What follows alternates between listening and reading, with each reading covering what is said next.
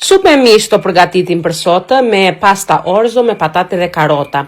Tani do t'u them një sekret se çfarë bëj unë që të mos rri shumë orë në kuzhinë. Si të shikoni po përgatit mishin do të përgatit për 2 ditë. Do me thënë do përgatit sot supën me gjysmën e mishit edhe gjysmën e mishit tjetër do ta mbaj për një gjellë që do gatuaj nesër. Që kështu nuk do kem edhe të nesërmen të rri të gatuaj mishin, i cili do dhe më shumë orë nga të gjitha që të bëhet.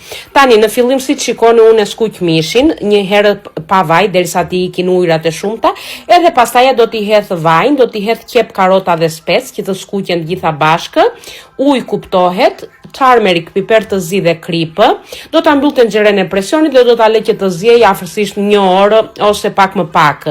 Tani pasi u zier mishi, do ta marr gjysmën e mishit se nuk e dua të gjithin, edhe do ta hedh në një tenxhere tjetër, edhe do t'i hedh brenda patate dhe karota dhe në fund fare pas janë zier prej fundit patate dhe karota do t'i hedh edhe pasta orzo se ato 5 minuta duan edhe janë gati. Edhe bëhet një supë e shijshme perfekte. Provojeni.